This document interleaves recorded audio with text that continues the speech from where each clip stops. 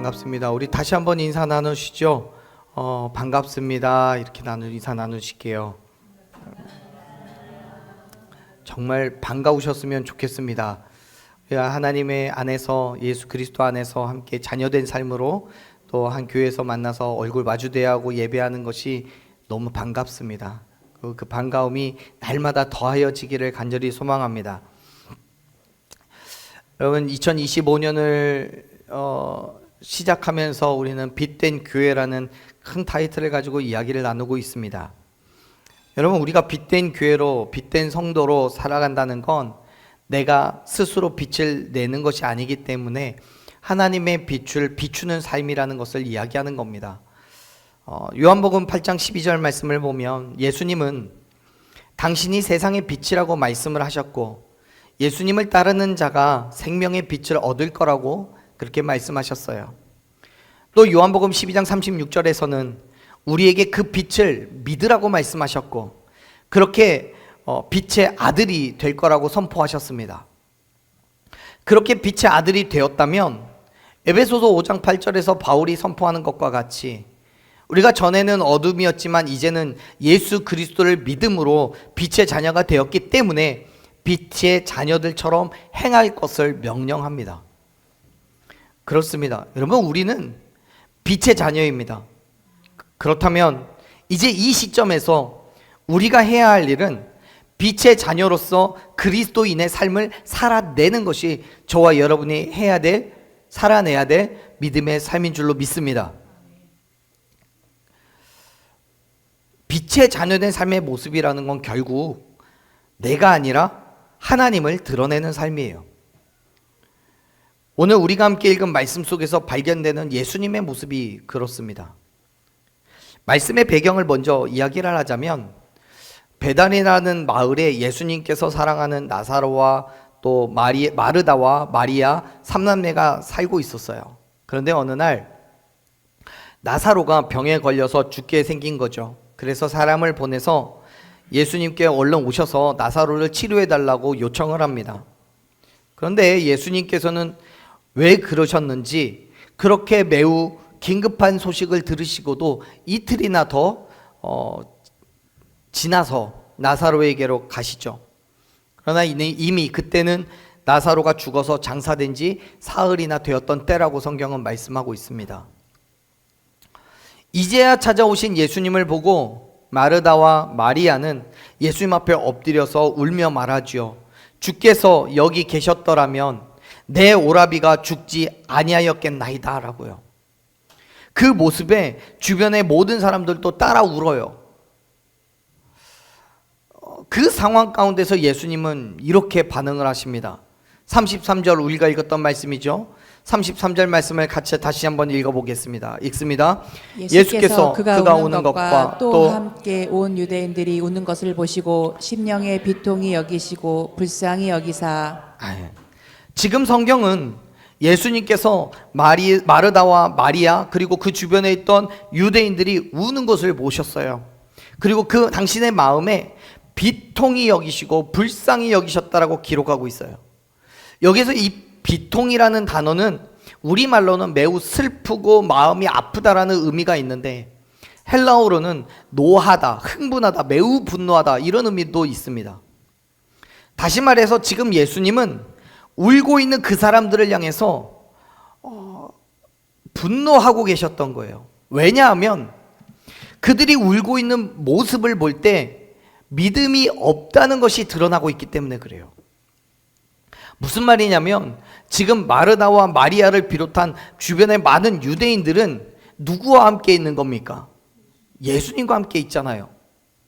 그리고 이미 마르다와 마리아는 예수님께서 부활하시고 생명의 근원 되신 분이라는 것을 11장의 앞부분에서 이미 고백을 했단 말이에요. 심지어 우리가 같이 읽은 말씀은 아니지만 11장 27절 말씀을 보면 마르다는 예수님이 그리스도시고 하나님의 아들이라는 것을 믿는다라고 고백합니다. 그렇다면 지금까지 나사로가 죽어서 무덤에 있지만 이제는 예수님께서 오셨기 때문에 그 모든 슬픔과 절망과 괴로움이 어떻게 돼야 되는 거예요? 없어야죠. 하지만 사람들은 예수님 앞에서도 여전히 울고 있는 거예요. 그게 예수님께서는 비통하신 거예요.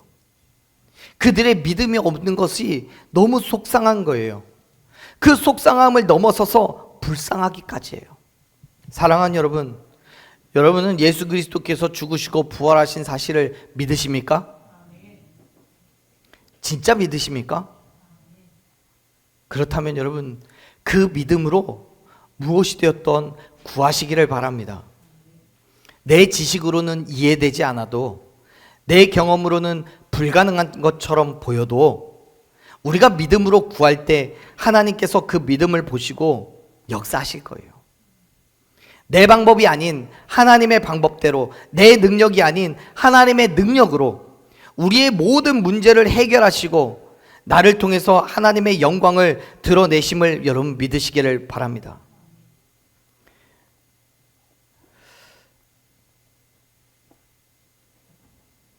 지금 마르다와 마리아는, 그리고 그곳에 모인 모든 사람들은 하나님께 대한 믿음이 있다고 하지만 여전히 자기 생각에, 그리고 자기 지식과 경험에 머물러 있기 때문에 예수님을 통해서 행하실 그 일들을 바라보지를 못하는 거예요. 보이지 않는다고 해서 믿지 않는 거예요. 그렇기 때문에 그 믿음에 예수님이 지금 분노하고 계신 거예요. 비통히 여기시는 거예요. 하지만 여러분, 예수님은 어떻습니까? 어쩌면 당연한 것이겠지만 예수님께서는 하나님께서 행하실 일을 기대합니다. 그래서 마르다와 마리아에게 이렇게 말씀을 하셔요. 34절 말씀 같이 읽어보죠. 34절 읽겠습니다. 이르시되 그를 어디 두었느냐? 이르되 주여 와서 보옵소서 하니. 아멘. 지금 예수님께서는 나사로의 무덤을 찾고 계시죠. 근데 왜 찾고 계십니까? 그냥 단순히 나사로를 조문하기 위해서, 마르다와 마리아를 위로하기 위해서? 아니에요. 이미 11장 4절 말씀을 보면 예수님은 이 일을 통해서 하나님께 영광을 드러내실 것에 대해서 분명하게 선언하셨어요. 그리고 11절을 보면 나사로를 깨우시겠다라는 것도 말씀하셨어요. 즉 예수님께서는 나사로의 무덤 근처에 모인 모든 사람들이 나사로의 죽음을 확인하고 그렇게 죽은 나사로를 통해서 하나님께서 어떤 일을 행하시고 또 어떻게 영광을 받으시는지를 알기를 원하셨던 거예요. 그런데 나사로의 무덤 앞에서 눈물을 흘리는 예수님을 보고 사람들이 두 가지로 반응을 합니다. 이렇게 반응을 해요. 자, 36절 같이 읽어볼게요. 36절. 이에 유대인들이 말하되 보라 그를 얼마나 사랑하셨는가 하며. 아멘. 나사로의 무덤을 찾으신 예수님께서는 무덤을 보고 눈물을 흘리시는데 그 눈물을 보고 사람들이 이야기합니다. 그렇게 눈물을 흘릴 만큼 나사로를 사랑하신 거 아니냐고 감탄해요. 나사로가 사랑을 받고 있는 존재라는 것을 인식한다는 거예요. 그런데 여러분, 그게 전부예요. 예수님께서 그에게 어떤 일을 행하실 것인지에 대한 기대가 없어요. 왜요? 믿음이 없으니까. 지금까지 예수님은 마르다에게도 그리고 마리아에게도 지속적으로 부활을 믿느냐고, 나를 믿으면 죽어도 살겠고 무릇 살아서 나를 믿으면 영원히 죽지 않는 것을 믿느냐라고 말했단 말이에요. 물었어요. 그 물음에 마리아와 마르다의 귀에 속삭이시면서 물으신 게 아니에요. 그 주변에 있던 모든 사람들에게 다 들을 수 있게 말씀하셨어요. 그렇다면 여러분, 그동안 예수님께서 어떤 기적을 행하셨고 어떻게 병든 자를 낫게 하셨고 어떤 장애를 가졌더니 다 고치셨고 모든 문제를 해결한 것을 본 사람들이라면 예수님께서 말씀하신 그대로 이루신다는 것도 믿어야죠. 근데 믿어지지가 않는다니까요. 예수님께서 행하실 일을 기대를 하지를 않아요. 사랑하는 여러분, 우리를 통해서 역사하실 예수님을 여러분 기대하시기를 바랍니다. 그것이 미래의 일이기 때문에 보이진 않아요. 언제 그렇게 말씀하신 것을 이루실지를 몰라요. 그러나 사랑하는 여러분, 하나님께서 우리를 위해 말씀하셨다면 반드시 이루실 것을 믿으시길 바랍니다. 믿음으로 말씀하신 그 일에 순종하며 나아가세요. 그 믿음에 하나님께서는 놀라운 기적을 일으키시는 거예요. 그리고 그 기적은 내가 아니라 하나님의 영광을 위해서, 하나님의 나라와 그의 의를 위해서 사용되는 거예요. 근데 보세요. 예수님께 대한 유대인들의 두 번째 반응은 예수님께서 행하신 기적을 비난의 도구로 사용한다는 거예요. 37절이 그렇습니다. 37절 읽어볼게요. 그중 어떤 이는 말하되 맹인의 눈을 뜨게 한 이 사람이 그 사람은 죽지 않게 할 수 없었더냐 하더라. 아멘. 지금 여기서 말하는 그 맹인의 눈을 뜨게 한 사건이라는 건 이 앞에 있는 9장에 있는 사건을 말합니다. 예수님께서 날 때부터 앞을 볼 수 없었던 사람을 치료하셨는데 유대인들은 그가 앞을 볼 수 없었던 그 장애가 본인의 죄이거나 혹은 부모의 죄로 인해서 발생한 일이라고 생각했죠. 하지만 예수님께서는 그 사람의 눈을 뜨게 하심으로써 하나님의 일을 드러내는 그 사건이 있었습니다. 이 일을 통해서 예수님은 오히려 바리새인들의 죄가 있다는 것을 선언하시죠. 그리고 그 이후에 나사로의 죽음 앞에서 눈물을 흘리는 예수님을 보면서 유대인들이 서로 이야기하는 거예요. 날 때부터 볼 수 없었던 사람의 눈을 뜨게 한 것과 같이 나사로는 죽지 않게 병을 낫게 할 수 없었느냐라고요. 지금 유대인들은 나사로의 무덤 앞에서 흘리는 예수님의 눈물을 보면서 그의 눈물이 사랑하는 나사로의 죽음을 막지 못한 후회와 좌절감의 표현이라고 말하고 있는 거예요. 그래서 얘기하는 거죠. 그렇게 사랑하는 나사로를 죽지 않도록 왜 치료하지 못했느냐고요. 동시에 그 말은 9장에서 치료받은 맹인에 대한 의심이기도 했어요. 이런 거예요. 이 사람이 만일 맹인의 눈을 뜨게 했다면 나사로를 죽지 않게도 할 수 있었을 텐데 나사로가 죽은 것을 보면 맹인의 눈을 뜨게 했다는 것도 믿을 수가 없어 라고 말하는 거예요. 사실 9장을 보면, 요한복음 9장을 보면 바리새인들은 예수님이 하나님의 아들이라는 것을 증거하고 있는 그 사건이 부정되기를 원했어요. 뒤집어지기를 바랬어요. 왜요? 그래야 예수님의 권위를 무너뜨릴 수 있기 때문에, 그래야 자신들의 기득권을 유지할 수 있었기 때문에요. 사랑하는 여러분, 믿음은요 정말 쉽지 않은 선택이에요. 왜냐하면 믿음은 우리의 행동의 기준이 되기 때문에 그래요. 믿는 대로 행동하는 거예요. 믿으니까 순종하는 거예요. 만일 믿지를 못한다면, 믿음이 없다면 하나님의 말씀대로 순종할 수가 없어요. 결국 어떤 믿음이냐가 우리의 행동의 방향을 결정하는 겁니다. 1 더하기 1의 답은 뭡니까? 2죠. 잘 모르세요? 1 더하기 1은 2예요. 제가 가르쳐 드렸습니다. 그러면 여러분, 문제를 1 더하기 1은 뭡니까? 라고 제가 다시 묻는다면 여러분 뭐라고 대답하시겠습니까? 2라고 대답하셔야죠. 만약에 제가 말씀드린 2라는 답이 믿어지지 않는다면 여러분 어떻게 하시겠어요? 답을 쓰지를 않거나 아니면 내가 생각한 다른 답을 쓰시겠죠. 그러면 그게 맞아요? 틀려요? 틀려요. 여러분, 우리의 믿음의 삶도 마찬가지예요. 우리의 믿음은 결국 우리의 행동을 결정하는 거예요. 믿어지지 않는데도 행동한다면 둘 중에 하나예요. 믿어지지 않지만 억지로 행동하거나 아니면 행동의 방향이 틀린 거예요. 사랑하는 여러분, 그렇기 때문에 믿으시기를 바랍니다. 예수 그리스도의 죽으심과 부활하심을 믿으시길 바랍니다. 그 믿음이 저와 여러분을 구원할 뿐만 아니라 우리의 삶에서 기적을 경험하게 하는 놀라운 일을 이루실 줄로 믿습니다. 그리고 그 믿음의 행위는 단순하게 기적을 넘어서서 하나님의 역사심을 드러내는 일이 되는 거예요. 따지고 보면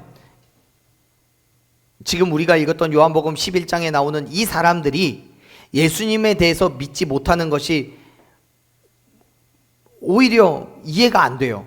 왜냐하면 37절을 보면 우리가 읽었지만 유대인들은 이미 예수님께서 행하신 일을, 기적을 다 알잖아요. 봤잖아요. 그들의 눈으로 직접 봤든 아니면 말로 들었든 예수님께서 행하신 일을, 놀라운 일에 대해서 보고 들었어요. 그런데 그럼에도 불구하고 여전히 믿지 못하고 맹인의 눈도 뜨게 한 사람이 나사로를 죽지 않게 할 수 없냐라고 묻고 있는 거예요. 믿어야죠. 예수님께서 행하신 일을 기대를 해야죠. 지금은 내 눈에 보이지 않는다고 오히려 이전에 일어났던 기적까지도 불가능한 일로, 있을 수 없는 일로 만들어버리는 게 얼마나 미련합니까? 여러분, 혹시 우리 앞에, 우리의 미래에 어떤 내가 해결하지 못할 어마어마하게 큰 문제가 생긴다고 할지라도 내 안에 작은 문제들 하나하나를 해결하신 하나님께서 그 큰 문제 하나 해결하시지 못하게 하시겠습니까? 믿으시길 바랍니다. 예수 그리스도의 죽으심과 부활하심을 믿으시길 바랍니다. 그리고 그 믿음으로 우리에게 있는 모든 문제들 하나하나 하나님께 간구하십시오.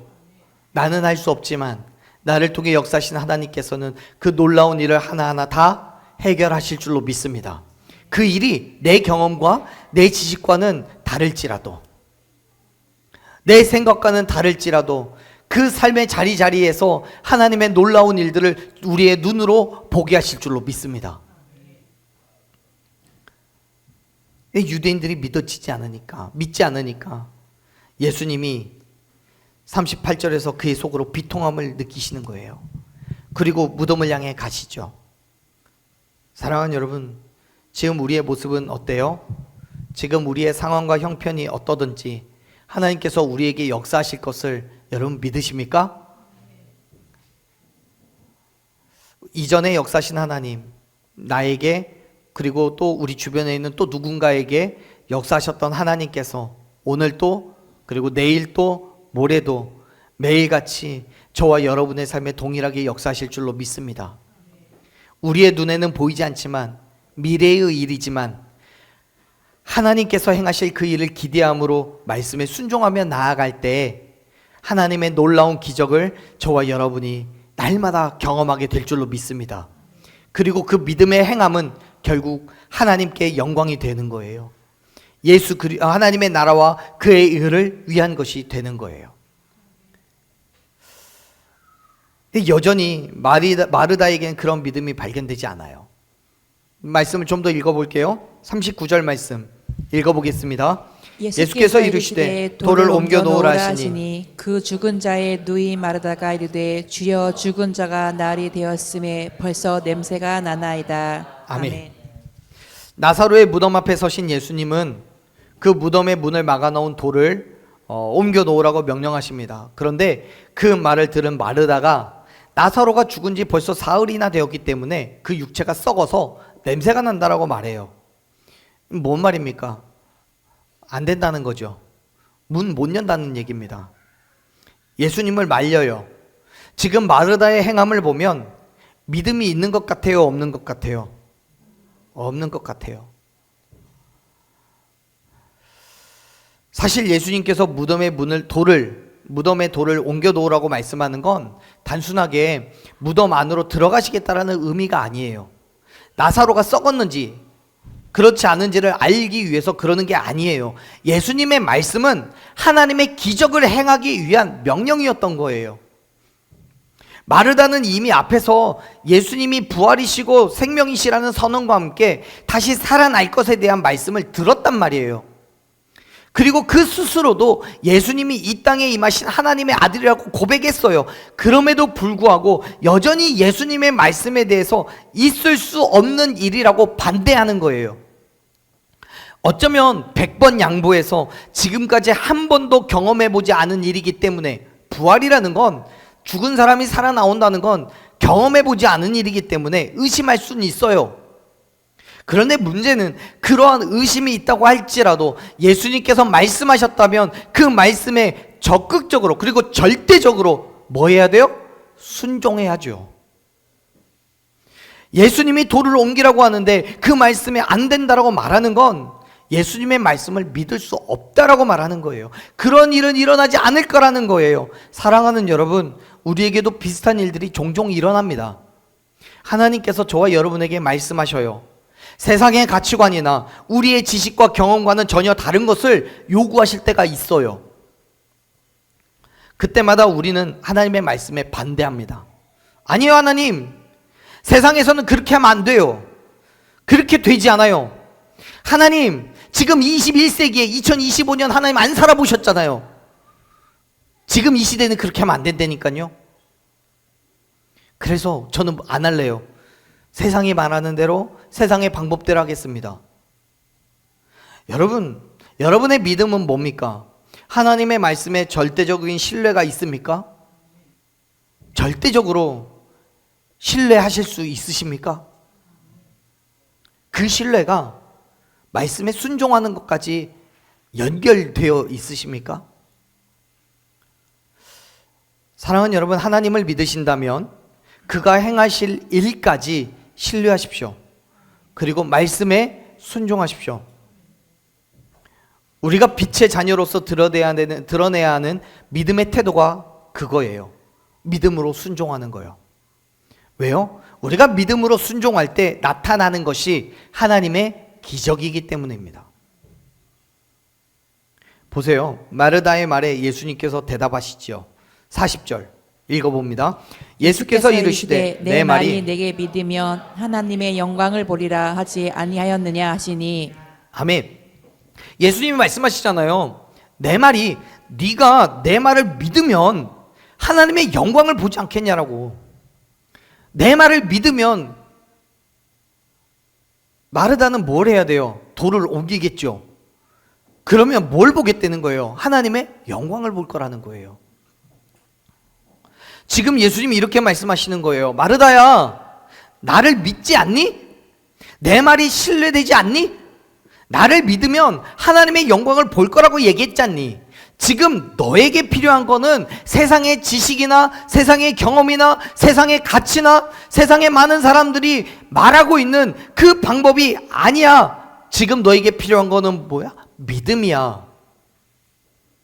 여러분, 예수님께서는 마르다에게 필요한 것이 상식적인 논리가 아니라 그것을 뛰어넘는 믿음이라는 것을 지적하고 있어요. 그 믿음이 있다면 순종할 것이고, 그렇게 순종하면 뭘 보니까요? 하나님의 영광을 보니까요. 히브리서 11장 1절의 저자는 믿음은 바라는 것들의 실상이요 보이지 않는 것들의 증거라고 말씀했습니다. 보이지 않는 것을 믿는 것이 믿음이에요. 내가 바라는 것을 이루는 것이 믿음이에요. 보이지 않는 것을 믿는 것이 믿음이 아니라 보이는 것을 믿는 것은 믿음이 아니라 지식이에요. 보이지 않으니까 믿는 거예요. 그 믿음에 하나님의 영광이 나타나게 될 것을 믿으시길 바랍니다. 믿음이 되기 위해서는 지금 내 눈에 보이는 것이 미래의 더 큰 것으로 혹은 더 놀라운 것으로 역사할 것을 기대하는 거예요. 그런데 그것 또한 미래에 되어질 것이기 때문에 보이는 건 아니잖아요. 지금 현재 시점에서 보이는 건 아니잖아요. 결국 믿음은 보이지 않는 걸 믿는 거예요. 반드시 될 것을 확신하는 것이 바로 믿음이에요. 그리고 그 믿음으로 말씀에 순종하는 거죠. 결국 믿음은 신뢰와 순종을 포함하고 있는데 그거는 조건이 없는 완전한 신뢰와 순종입니다. 그 신뢰와 순종이 있을 때 하나님의 역사하심이 나타나게 되는 거예요. 사랑하는 여러분, 지금은 알 수 없어요. 하나님께서 저와 여러분의 삶에 언제 어떻게 어떤 모습으로 역사하실지 은혜를 부어주실지 몰라요. 그러나 하나님께서 우리에게 약속하셨기 때문에 믿음으로 말씀을 신뢰하며 순종할 때 반드시 그 약속을 이루실 것을 믿으시길 바랍니다. 그 약속이 이루어지는 것이 하나님의 영광을 드러내는 거예요. 그래서 예수님 말씀하시는 거예요. 네가 믿으면, 즉 네가 말씀을 신뢰하고 순종하면 하나님의 영광을 볼 거라고요. 마르다는 그 말을 듣고서야 비로소 돌을 옮겨 놓아요. 사랑하는 여러분, 하나님의 말씀에 순종하시기를 바랍니다. 하나님의 역사하심을 기대하심으로 순종하시기를 바랍니다. 기적은 우리의 믿음에서부터 시작되는 거예요. 하나님의 말씀에 대한 신뢰와 순종을 바탕으로 우리의 믿음이 행함으로 옮겨졌을 때 세상의 가치관과 인간의 지식과 경험으로는 말도 안 되고 이해할 수도 없는 그 놀라운 일들이 하나님의 기적으로 나타나게 될 줄로 믿습니다. 성경을 보면 예수님이 그 증거를 보여주셔요. 보세요. 마르다가 나사로의 무덤에 돌을 문을 열어놓자 예수님께서 눈을 들어서 하늘을 보시고 기도하셔요. 이렇게 하시죠. 41절, 42절 두 말씀 같이 읽어봅니다. 돌을 옮겨 넣으니 예수께서 눈을 들어 우러러보시고 이르시되 아버지여 내 말을 들으신 것을 감사하나이다.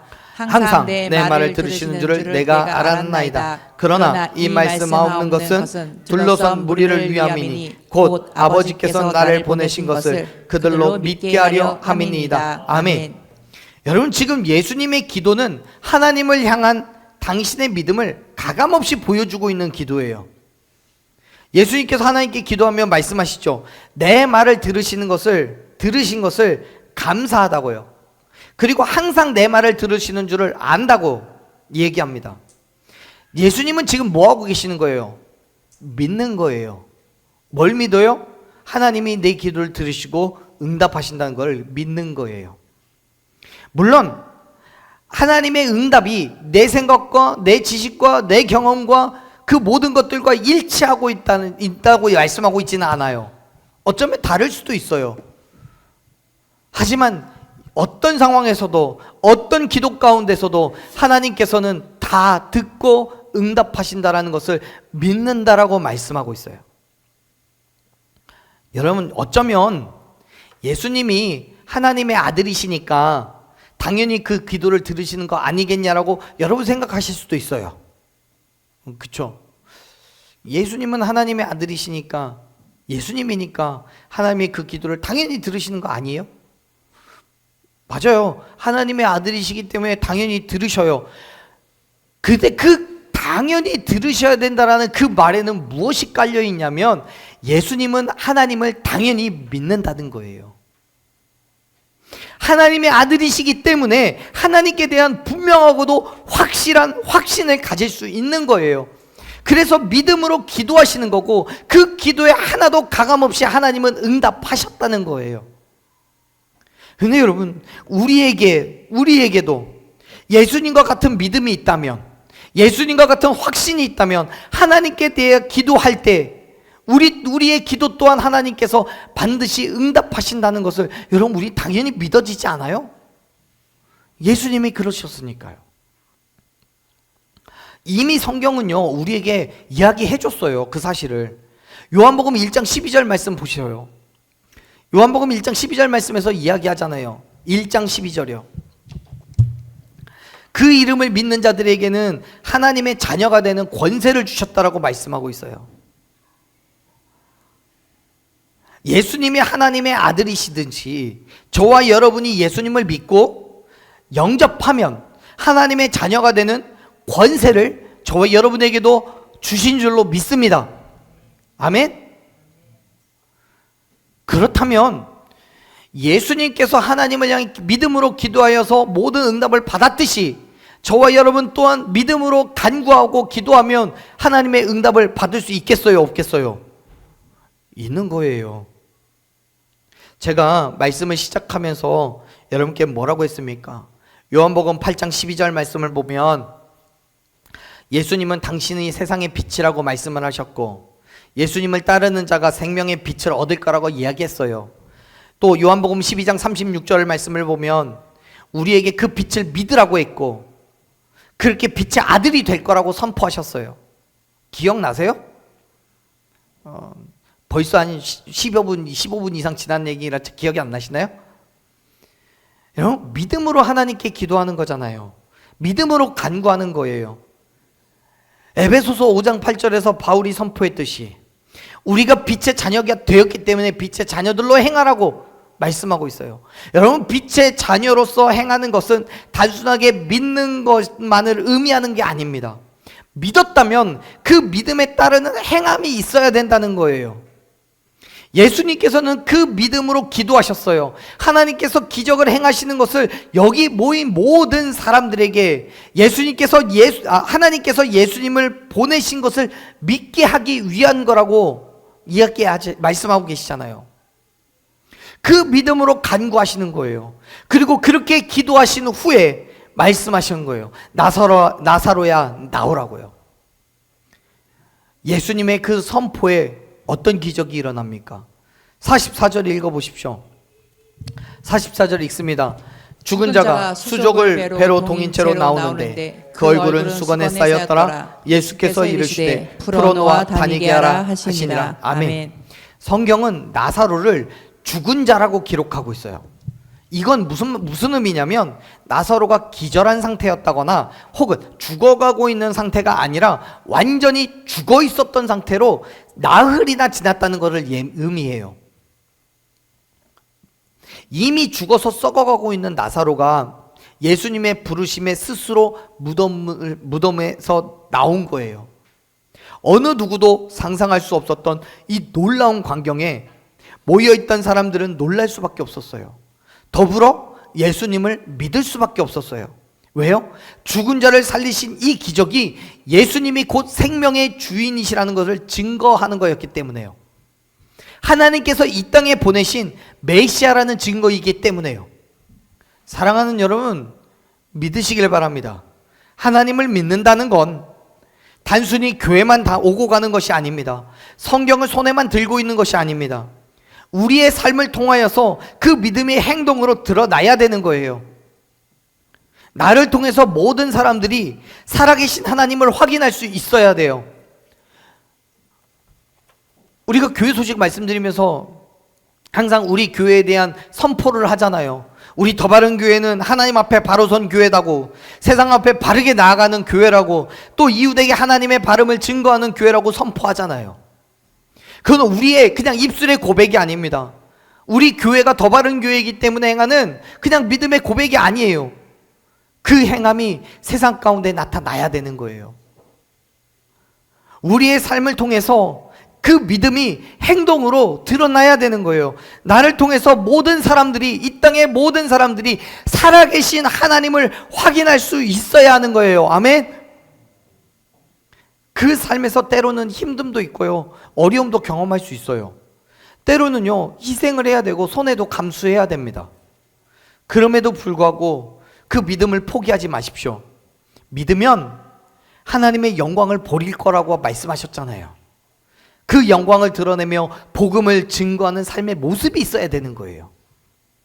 보세요. 우리가 같이 읽은 말씀은 아닌데 45절 말씀을 보면 예수님께서 행하신 그 일, 나사로가 무덤에서 나온 그 일을 보고 많은 사람들이 예수님을 믿었다라고 고백하고 있어요. 그리고 47절 이후로 보면 그 일로 인해서 대제사장과 바리새인들은 공회를 열어서 예수님을 죽이기로 작정합니다. 그렇습니다. 우리가 빛의 자녀로 산다는 건 우리의 믿음을 통해서 하나님의 영광을 드러내는 거예요. 단순히 교회를 다니는 것으로, 성경의 말씀을 인용하는 것으로 우리의 모든 믿음의 태도가 끝나는 게 아니에요.